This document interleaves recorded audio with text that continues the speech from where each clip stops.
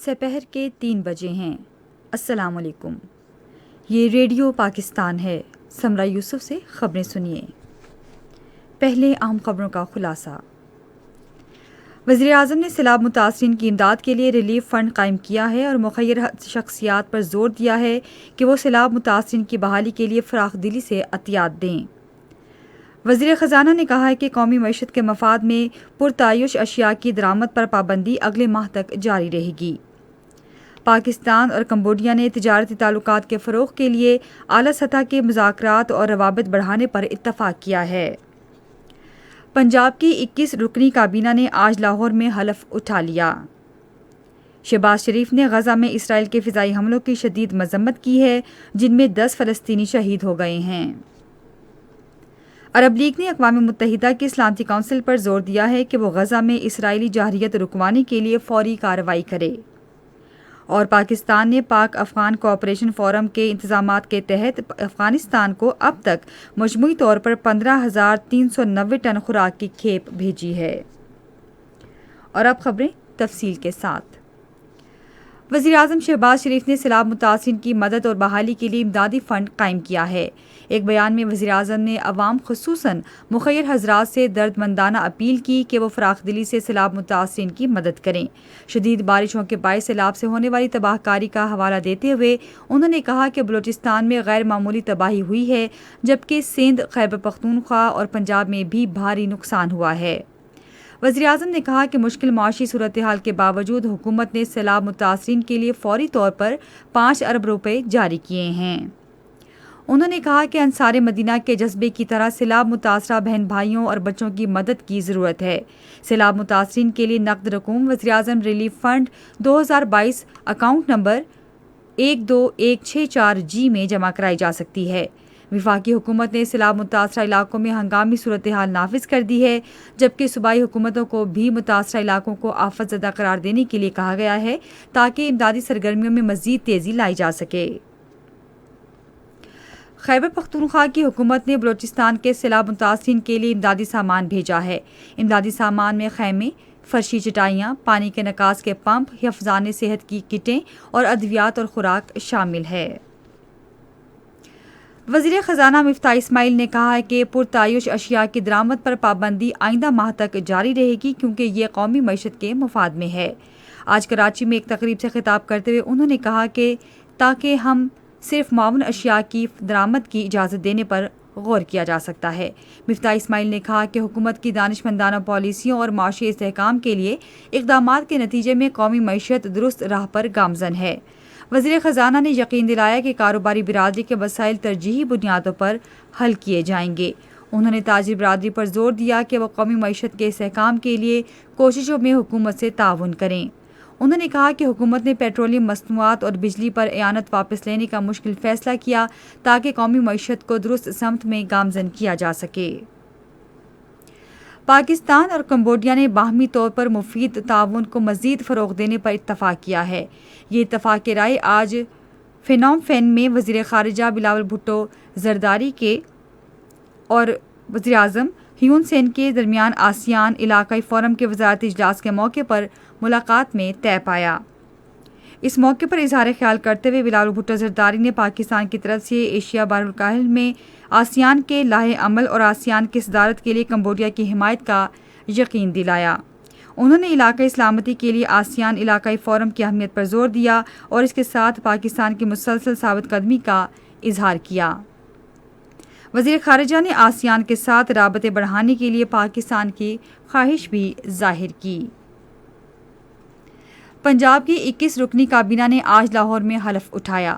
پنجاب کے گورنر محمد بلیغ الرحمان نے governor house میں ایک سادہ مگر شاندار تقریب میں صوبائی کابینہ سے حلف لیا۔ اس موقع پر وزیر اعلیٰ چودھری پرویز الہی، ارکان پارلیمنٹ اور اعلیٰ حکام بھی موجود تھے۔ حلف اٹھانے والوں میں راجہ بشارت، یاسمین راشد، میاں محمود الرشید، مراد راز، میاں اسلم اقبال، سردار محسن لغاری، حسنین بہادر دریشک، سردار آصف نقی، راجہ یاسر ہمایوں، انصر مجید ملک، منیب سلطان چیمہ، سردار شہاب الدین، علی عباس شاہ، تیمور ملک، خرم شہزاد، محمد ہاشم ڈوگر، علی افضل شاہی، منصور علی، حسین جہانیہ گردیزی، غضنفر عباس اور لطیف نظر شامل ہیں۔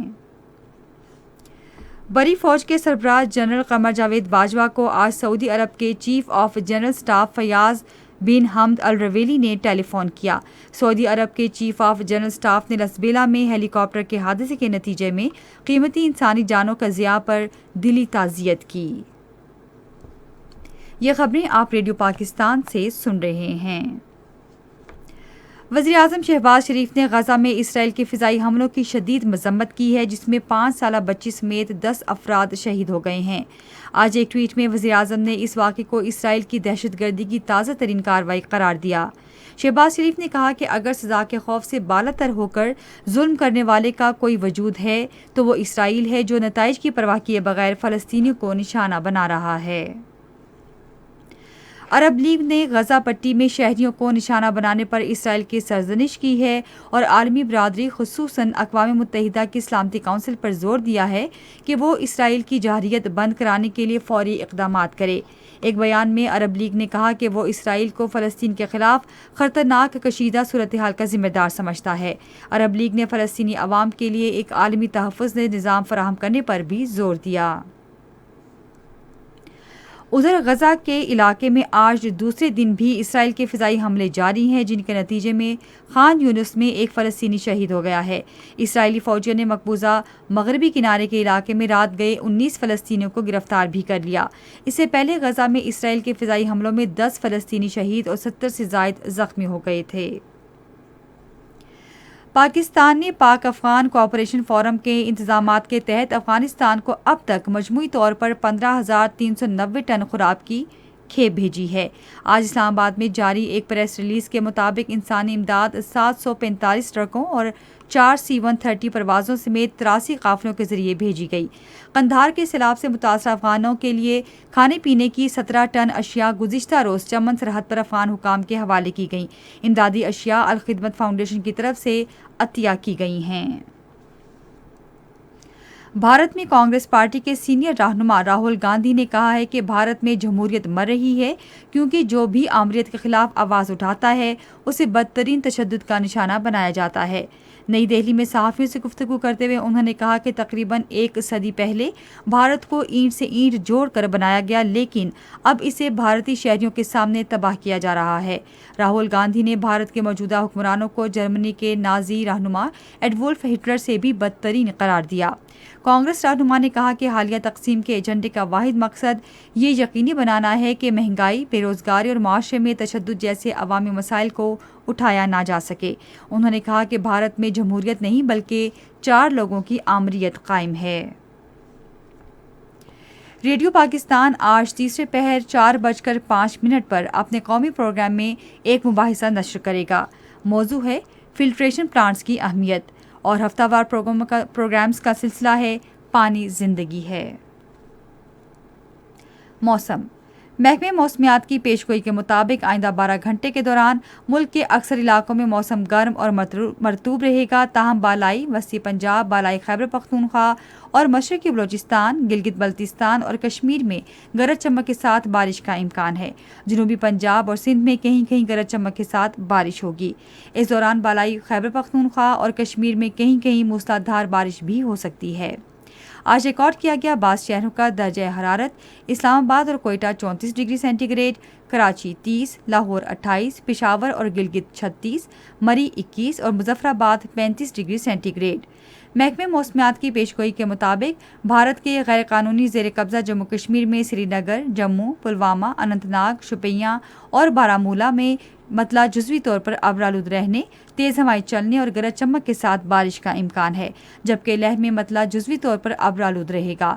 آج ریکارڈ کیا گیا درجہ حرارت: سری نگر اور Pulwama 28 degree centigrade, Jammu 31، Leh 21، Baramulla 27، Anantnag اور Shopian 26 degree centigrade record کیا گیا۔